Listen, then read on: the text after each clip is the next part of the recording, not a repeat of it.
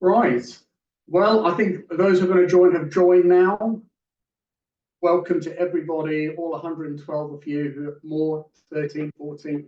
Yep, for joining the first webinar that we're running this year. And what better way than to look at the things that will move the needle, which will enhance, improve your fund marketing over the next 12 months. Feel free to ask questions in the chat. We'll have a Q&A session at the end as well. So there's 6 ways. This is part 1. So we're going to cover three parts first, and part 2 will cover the other 3 in the next webinar we do in a few weeks' time. So a little bit about ProFundCom. We basically we help fund managers, asset managers, private banks, and the like to use marketing automation to help them raise AUM, raise assets in the fund. We've been going for 20 years now. I founded the business 22 years ago. We kind of took about 2 years to build the system out. And we work with some of the largest institutions in the world, as well as boutique managers. And I can see from people who are on this call, you kind of a mix of both.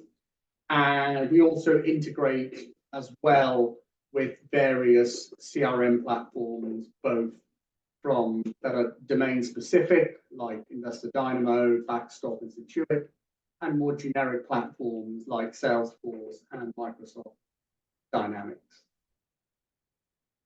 We aim really to be also thought leaders in the space, and every quarter we release reports around the state of digital marketing automation, specifically targeting fund distribution companies, hedge funds, asset managers, and the like.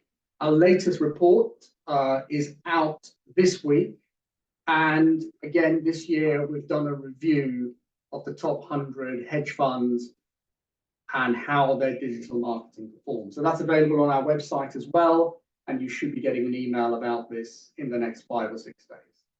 So that's really ProFundCom. That's kind of what we're all about. We're all focusing around how to use marketing automation to help you raise AUM. That's kind of our mission. Now, really, when you're kind of building out marketing automation in many ways is the kind of the end journey of lots of marketing type activities.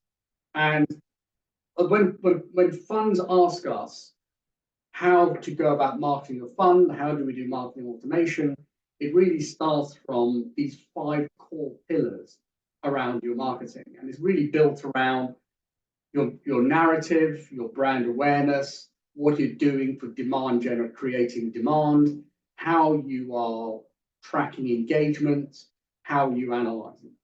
And that really are kind of 5 steps that you have to go through on a weekly, daily, monthly, quarterly basis to actually what we call build out your go-to-market strategy. And whilst people talk about, I'm going to build a website, we're going to do social, we are going to put in, we're going to do a podcast, we're going to find the latest buzzword that we're going to go for and build out our marketing on that. And after a few weeks, they realize this is not working. It really has to be underpinned by, I don't like to use the word pillars, but kind of the pillars of your marketing. Now, once you've kind of built this all out, you've got to kind of start thinking, okay, what do you need to do on a regular basis? And what you've got to basically do is create content and analyze what content's working.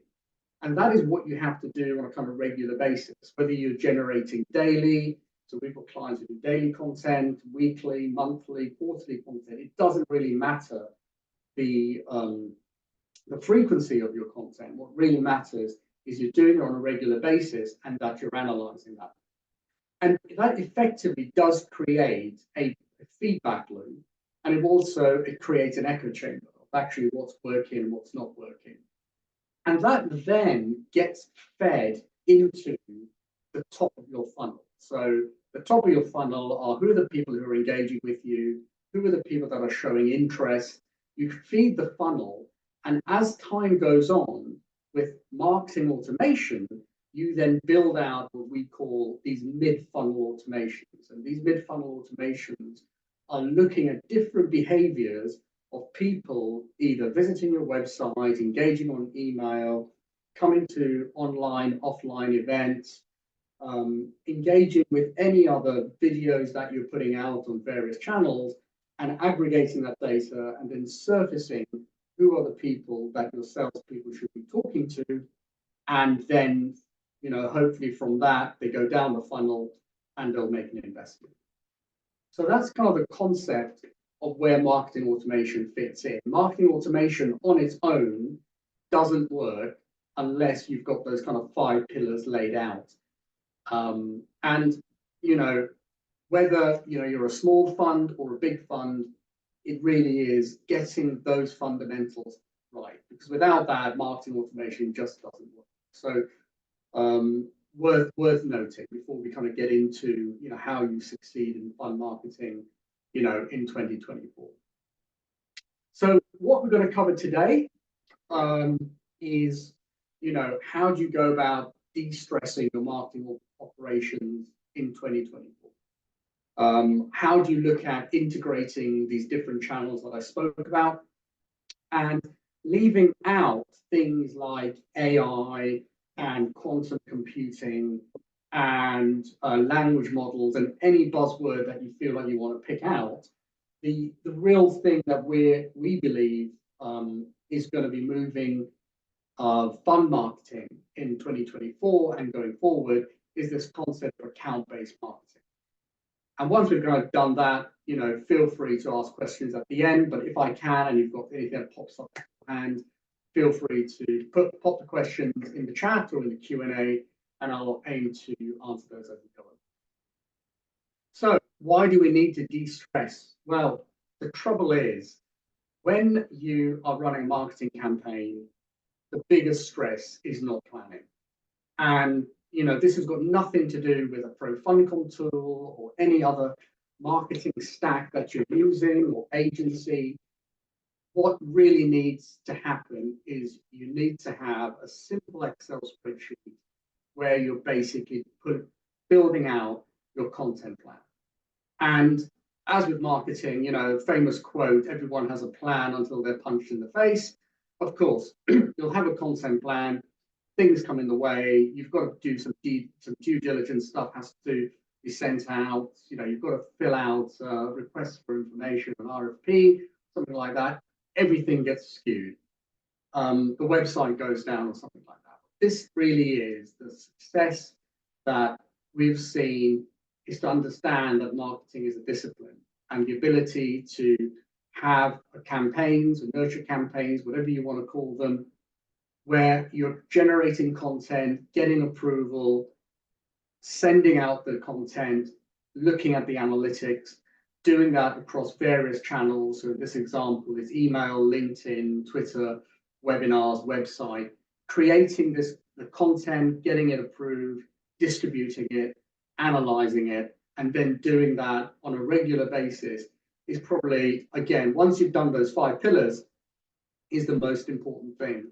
And getting buy-in to this is, again, very important, because if you've got to go to a PM or you've got to go to a specialist within your fund, it needs to be in their diary as well. So this is probably, one of the key things to de-stress how you do your marketing, is actually just having a plan and just sharing it with people. Very simple, but it's absolutely useful to have. And most people, weirdly, after all these webinars, the number one thing people ask me for is, can you send me that spreadsheet?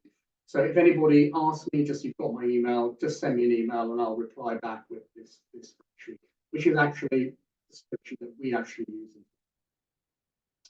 So the other thing to do about if you really want to really push your marketing in 2024 is the ability to do marketing automation and basically build out, how you want people, once they've reached a certain threshold. So if they've, received an email, they've engaged with it, they've then been to your website. What content do you want to push to them? How frequently do you want to push that content to them? You've got the ability to do that using marketing automation. And again, where marketing automation really comes into its own is when you've suddenly gone from 100 people you're emailing to 200 to 1,000. Because at that stage, you can't actually physically monitor who should you be talking to, what content should you be sending. So what the marketing automation allows you to do, what it allows marketers to do, is almost create an automation and then fire it off on a regular basis. The challenge, as you'll probably see, even from this screen itself, is it almost becomes a programmatic exercise. So and it becomes a programmatic exercise because you're effectively programming, what people's journey is going to be and the outcomes you want from that. There is a much simpler way to do this, and a much simpler way is actually essentially to have the ability to just send triggered emails. And this is basically, you select the email template you want people to receive on a regular basis based on a single action. So that action could be they've registered for a particular webinar, they've downloaded a particular white paper, they've actually come to one physical event, and then essentially from there, without building that huge complexity, you can actually just build something in a drag and drop tool that allows you to build an email sequence and then decide, the interval between each email sequence. And the reason, why adding this simplistic view of your marketing automation de-stresses, the whole marketing operations part of your role, is because unless you are a PIMCO who we work with, and really big managers, even they don't have enough traffic being generated on their website, being generated from whatever their digital touch points are, to have a really complex automation. Automations that are just triggered by one activity on your website or on your investor portal is enough to just send a sequence of emails out. So I think that's really important, because I do know a lot of clients we talk to who are marketers are not programmers by trade.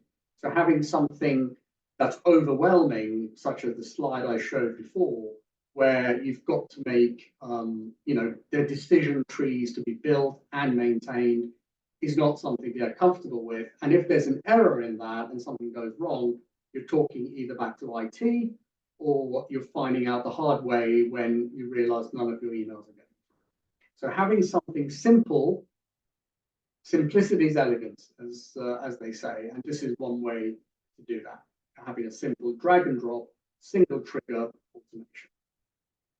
So that's kind of marketing automation a little bit for you there. The other thing that kind of de-stresses marketing is having a single view of how your marketing is performing. And you can build this out in tools like Tableau, Power BI.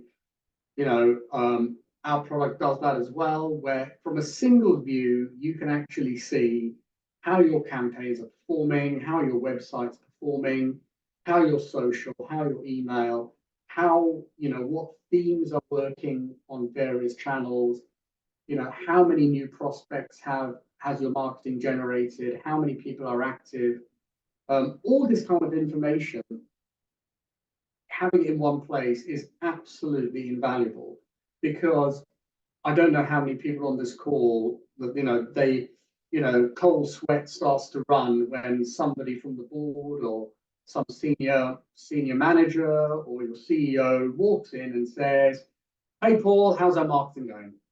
And you're then clamoring because this data you've got to pull from Google Analytics, from LinkedIn, from your email tool, from your CRM, and the data is just in all these different places. You've got to put it into Excel.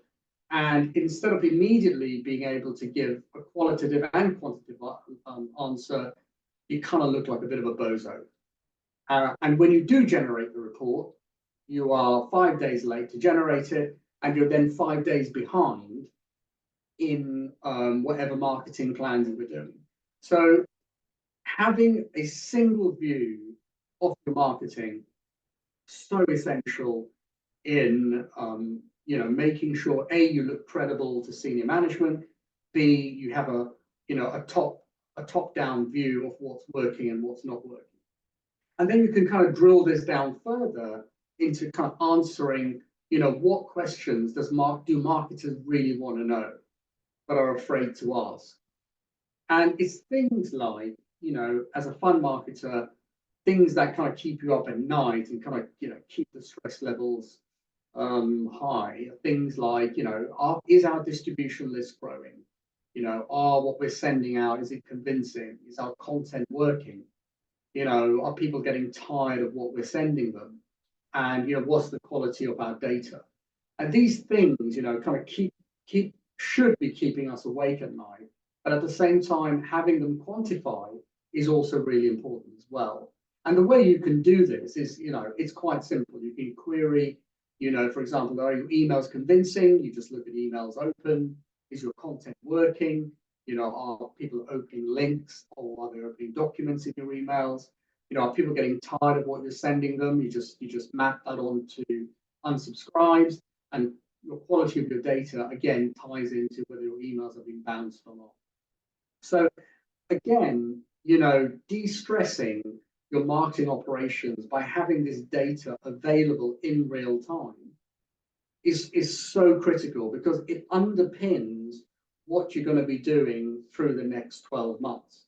So knowing that your emails are kind of losing how convincing they are, knowing that more and more people are unsubscribing from your content, allows you to kind of do those midway corrections. So as the year progresses, the trend is not a negative trend, but is actually a positive trend, obviously depending on what you're analyzing. So, moving the needle, this is how you move the needle. It's kind of this kind of qualitative and quantitative analysis. So I know I spoke a little bit about, AI previously, and AI is not replacing anybody anytime soon. But there are some clever things that AI allows us to do. And whether you call it AI or whether you call it linear regression, call it what you want, just smart stuff. So let's just call AI smart stuff. So some smarts that you should be able to do to kind of de-stress when you're sending out your mailings is, right, what does my emails look like on different clients? Really, really useful to have that information to have. The other things that is useful to have as well is getting AI to work out whether your emails are going to be seen as spam or not, which is again a useful thing to have, because the last thing you want is your emails to end up in a spam box and all your message is basically lost. One of the really cool things as well is making sure, especially when you're marketing, when you're a fund marketer, is the ability to make sure you've got enough smart /AI /whatever to see whether your email is compliant or not.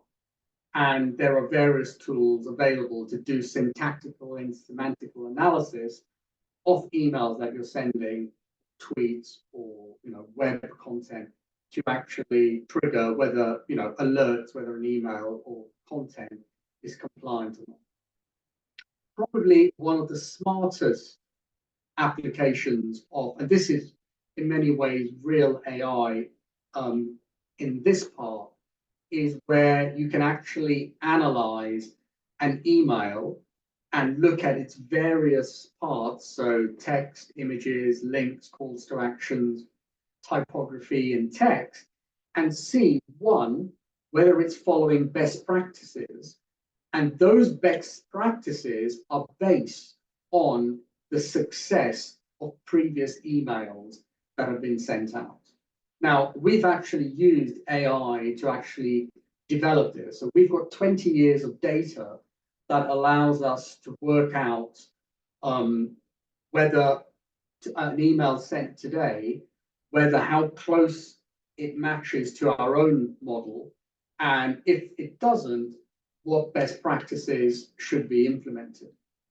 Now, the good news is, I don't know if anyone's noticed, if you're using a Windows product, is Copilot has just been released for Microsoft Desktop this week, and it was done with nobody noticing it. So if you kind of go to the bottom of your screen and there's a colored thing by your find box, if you kind of go into there, then using Copilot, you've got the ability to actually also do something like this as well, where it can analyze lots of your content. And if you can map it to engagement, it'll throw some kind of data out like this as well. So that's great. And if you've invested in Microsoft, then their share price has just gone up, just because of not what I said, but because of their release of Copilot. And finally, it's also knowing when you're generating content, is the market ready for that sentiment? And here is just a snapshot of the marketing sentiment for hedge funds, wealth managers, asset managers, and investment managers from December last year. So that's roughly where the market is right now, where hedge funds, the market sentiment is good. So there's lots of positivity and language you can use in your content. Investment management, sentiment's not amazing right now. So, just be cautious in the language you're putting out as well. So this is kind of where, the smarts that are available within tech, within various platforms, give you the ability not only to, craft content, but also make sure how it's being received. Because the better it's received, then all those things that, make your marketing campaigns do well, essentially engagement, feed the funnel gets busier because the content's more relevant, and hopefully people push down that funnel quicker, leading to investment, or at least, having much more positive conversations with the sales team. So that's very much what we consider, things to de-stress yourselves over the next 12 months in 2004. And the reason, I thought that's important because, nobody does their best work when they're continually under stress. And as marketers, because we're creative, it kills our stress, destroys creativity, whichever way you look at it. And it will work in the short term, but over 12 months it won't. So making sure that you've got processes, you've got systems in place that show you what's working, what's not working. When the CEO comes in and says, how's marketing working? You've got all that data available to yourselves. So that's kind of the de-stress part of it. The next part, what's going to move the needle, is integration. And this is quite a famous slide that we have at ProFundCom, but it fundamentally talks about, the investor journey, whichever way you look at it now, is completely digital. And there is a huge number of touch points that, that you have to create content for, but is also in the investor journey as far as, before they even get to due diligence, there are a whole bunch of touch points that they're going to engage with your firm with your brand. And so having all these touch points integrated is really important. But there's not only these touch points, these kind of extend, especially for fund managers, into social media, website, investor portal. If you've got your fund documentation sitting on another platform, whether you're using Zoom, whether you're using Vimeo, whether you're using YouTube, we've all got to this stage now where we're pushing out so much content on so many channels. The real issue now becomes right, how do we aggregate this? How do we know which channel's working? And when you're actually drilling down into a contact, what have they been looking at? Because, back in, when we started ProFundCom 20 odd years ago, all people cared about is who's opened emails. But that's just so 1990. I think now there's so many channels, and what you want to be able to do is, just as in this example here, you've got the ability to see, in this case, Yvette, that she has engaged on LinkedIn, she's downloaded some fact sheets, she's been on Twitter or X, she's visited the investor portal, she has been on the website, and has also registered and attended a Zoom webinar. That granular level of information is incredibly useful because you are looking at the holistic engagement of somebody with your brand, with your fund, and then what that enables, if it's reported on correctly, it gives you the ability not only to build out automations based on that behavior, and again, this is where this adds a level of complexity. However, what it allows you to do, it allows you to then deliver that information via your CRM, via your CRM to your sales team, so they can get a top level view of all the engagements, of all the contacts within your CRM. And it then allows the sales team to create actionable insights. So what you've got now, sorry, the marketing team to create not actionable insights. The sales team now have the ability to see at a very, very granular level, who are the people, and in this example, which we call the lead deck, who are the people that are actively engaged, but have not been spoken to. So that's low-hanging fruit. Who are the people that are investors but are looking at products they're not invested in? So that's kind of cross-selling. Where is the redemption risk in the business? So that's investors who are not engaging with you. And finally, marketing alpha. And these are people who have not been engaged for the last 6 months, but in the last month are suddenly reading what you're sending them. So in a massive jump, with having all the integration in place and having all the marketing automation in place, you are now able to provide your sales team with information relating to people in the CRM that's enabling the salespeople to make better connections and have better calls with people because there's more context to the calls that they're making. And whilst there are many names for this, but we call it the lead deck, it really is sales enablement in its purest form. So where we're kind of seeing 2024 moving to is this whole concept of sales enablement within the fund marketing space. So not only is it all about de-stressing marketing operations, getting content out, seeing what's working, but then delivering these gems to the sales team. So what that essentially enables, it enables two things. One, it enables marketing attribution. So that way you will know if, for example, Phoebe, who's low-hanging fruit, has not been spoken to, a salesperson can make a call, hopefully as time goes on, make an investment. And what you'll find is because you're connecting all those dots, you will actually know at what was the inflection point from a marketing campaign engagement point of view that Phoebe came in on. And so you can attribute that straight down back to a marketing activity and then demonstrate, famously ROI. So that's kind of the first part of this. And the second part, as I alluded to, it makes the sales team that much more efficient because you are actually you're calling people up who are already being surfaced to say these are worth a conversation. So you're not calling people from A to Z or Z to A or something. You're actually building process into something that was originally quite arbitrary. So that's where you're delivering insights to the sales team. And those is probably the most important part of the value of integration. Sometimes people just do integration for the sake of it, and the journey ends there.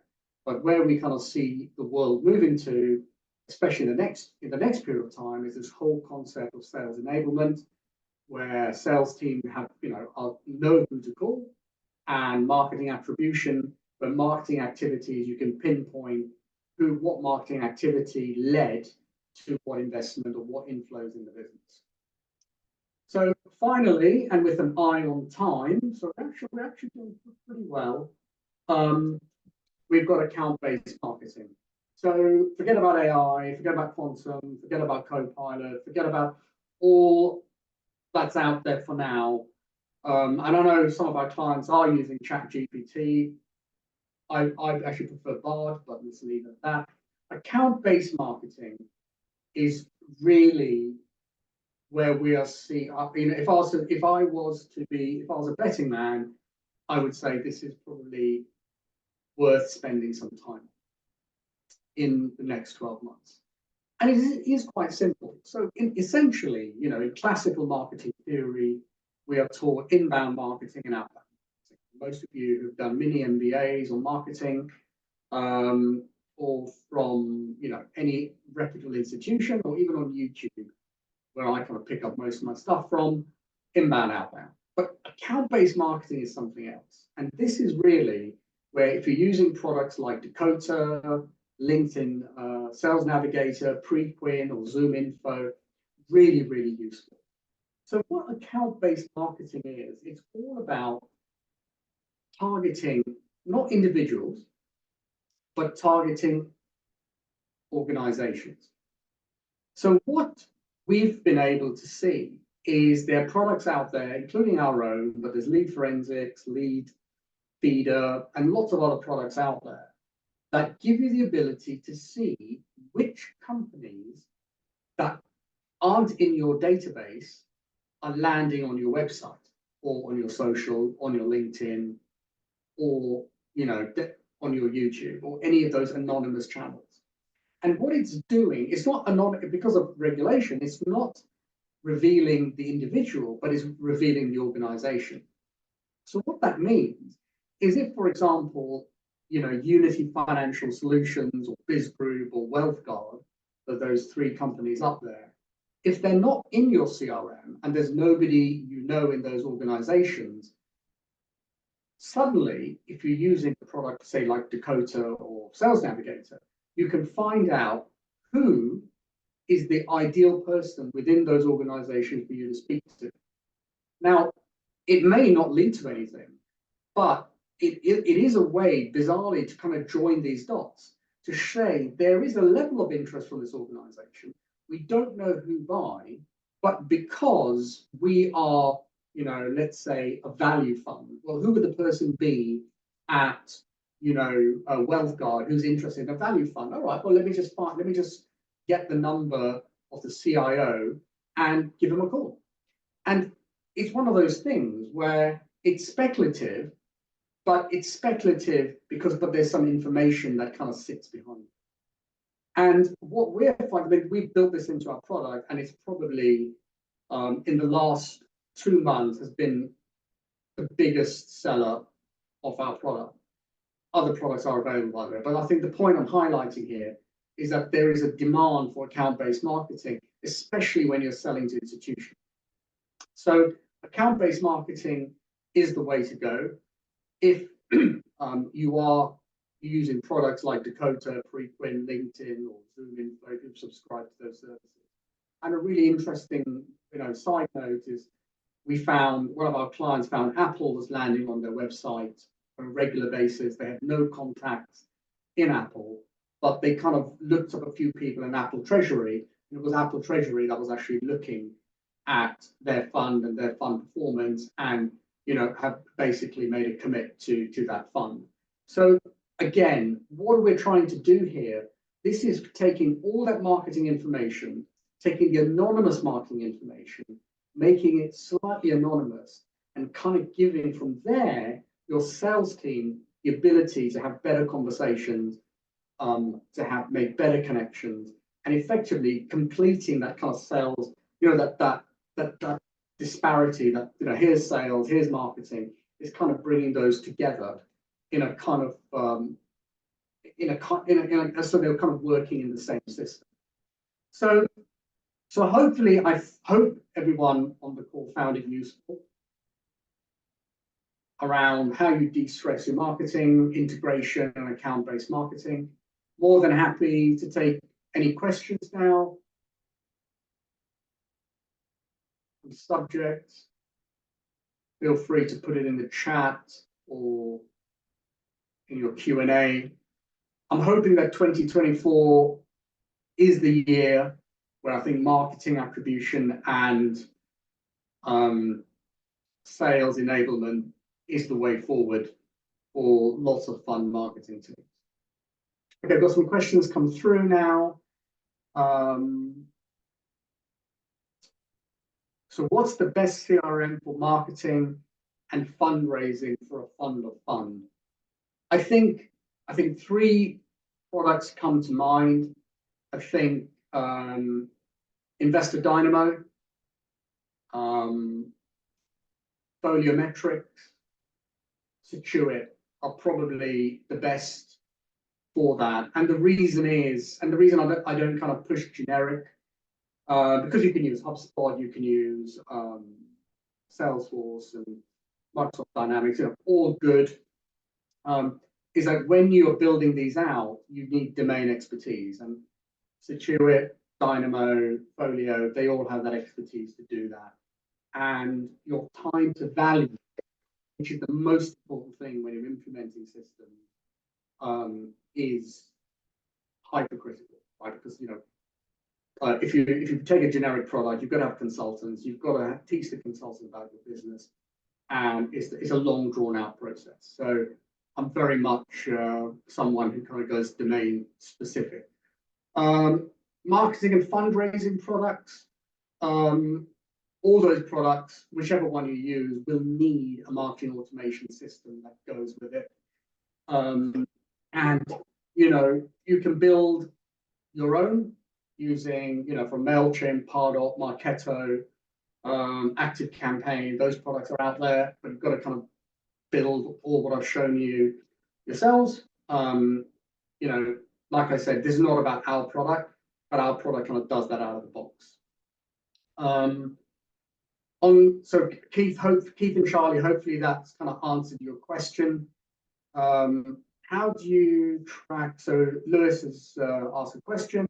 How do you track engagement outside content engagement? For example, if they're interacting through sales teams of email? Really, really, really good question.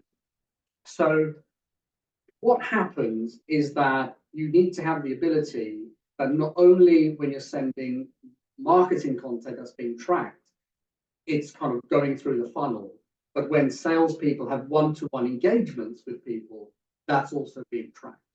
And you should be able to have products like YesMail that will actually allow you to track emails that you're sending out from Outlook as well. So you can also track the salesperson's engagement with prospects on a kind of one-to-one basis. I hate to say this, our product does it as well, but I say Yesware does it too. Sidekick does it as well from Outlook. But the good thing with our Outlook plugin is that you can use pre-built templates that the marketing team have created as well. Okay. I hope that helps, Lewis. But another question has come in, is what trends from 2023 did not happen? Good question. I think the biggest trend that didn't happen was marketing automation. I think funds that were doing a constant fundraise, so private equity, especially third-party marketers, some fund of funds as well, those clients of ours, and we've got like 500 users of our product, they were using automation really quite well. So doing a fundraise, looking at behaviors, based on behaviors, sending them different content, I think, or directing them to different pages on the website, absolutely that worked fine. I do think that the kind of managers who don't do multiple fundraisers, but are running events or at least capturing data, is not to get dragged down, like I said, complicated automations, but to have simple automations of single emails going out on a regular basis, and probably covering three things. I think firstly covering investment strategy, then attitude to risk, and then maybe talk a little bit about performance under managers. So that's something that didn't happen. What do I expect for 2024? Pretty much covered it here, but I do think that more automation and definitely more sales enablement is going to be the way forward. Anonymous, have you seen the use of video increase for funds focused on professionals and institutions? I think the answer is yes. Where it's succeeded and where it's failed are quite interesting. So if you remember, I had the slides where I kind of spoke about these 5 pillars, is that it's no good creating a video without your narrative and brand awareness programs in place. So you've got to be able to know what your fund's about, why you do it, what you do it for, and being able to create the kind of the verbiage or the content that resonates with your ideal investor. And the other thing to also remember is it's a continuous stream of consciousness, because it takes 7 to 11 touch points before your brand is front of mind from a standing start. And that's just not my numbers. These are numbers, allegedly from Harvard Business School, so they must be right.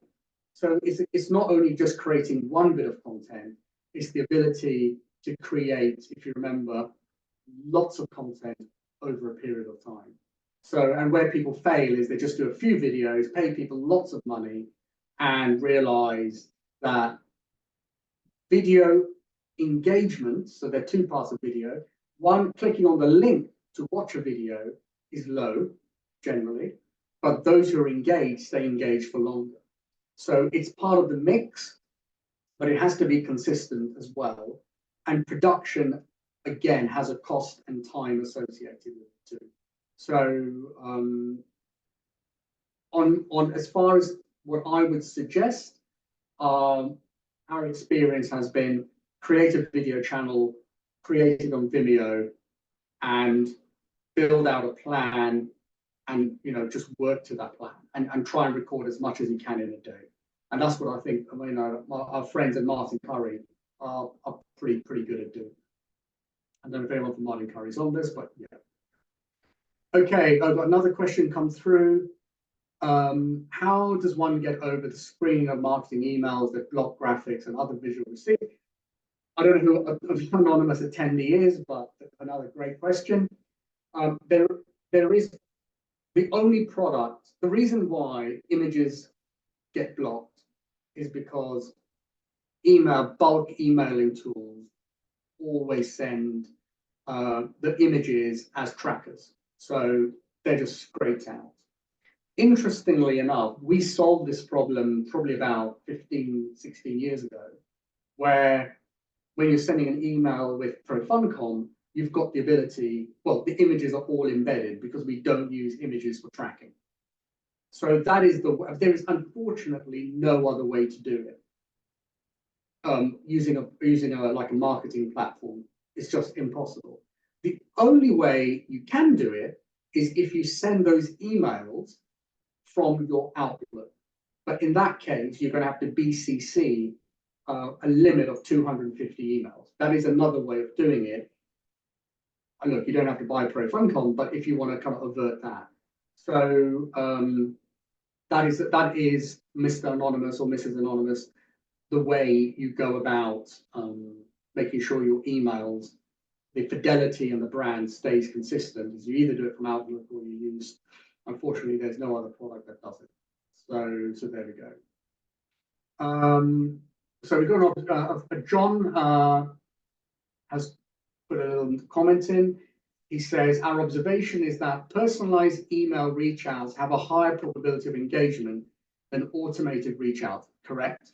How do we reconcile this? We are fearful of coming across as spam, developing negative brand and equity through and negative brand equity through irrelevant engagement. So John, I really wish we had more time. If you look at the email that everybody there's about 90 people still on this, received from me for this webinar. It had no branding. It had no images.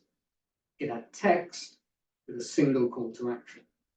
And if you notice the text, it was very outlooky, right? Also, if you notice the text, the grammar wasn't the Queen's grammar. It's my grammar. It's the way I sound. And there's a real interesting thing, John, when you're talking about, and the guys at White Marble talk about this, about the genuineness and the authenticity of what you're sending out as a mass email. And it doesn't just break it down to dear John, dear Fred, dear, that salutation, that personalization. It's all about when an email is received, if it is full of images, if it's full of brand, well, guess what? These mail systems are going to do. They're just going to script it out.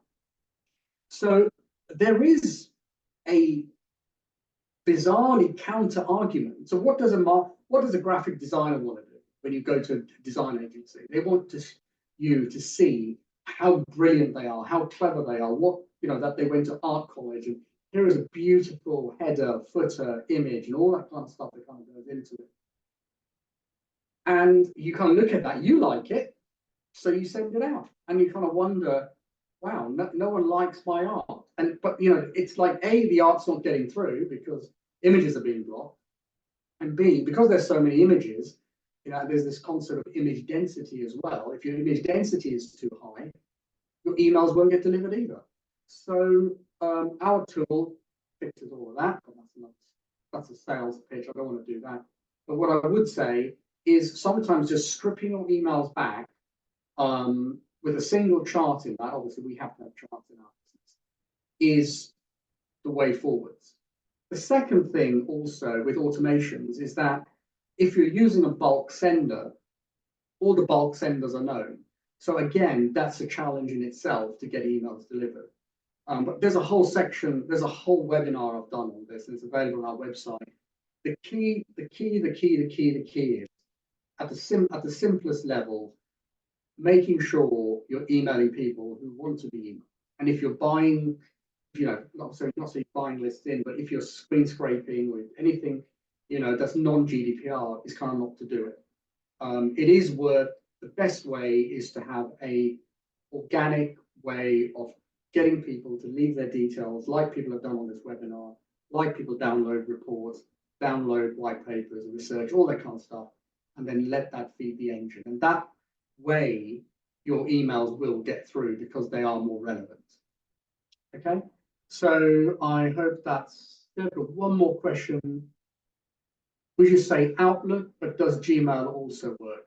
So the challenge with sending emails out from Gmail, and I'm assuming you're using the G Work Suite for sending your emails out, Maureen. It will work as well. Again, the challenge is you are limited hugely by the number of emails you can send out. And I think you can get the maximum on Gmail is probably 100. And you'd have to put that into BCC. The challenge then becomes the mail server sitting on the other side. See, this is a BCC email, and it's got all this content in it. This is probably not going to hit the inbox. It'll hit something else. So, and it's probably more important in fund marketing because our lists are small and it's a high value sale and you want to push that through.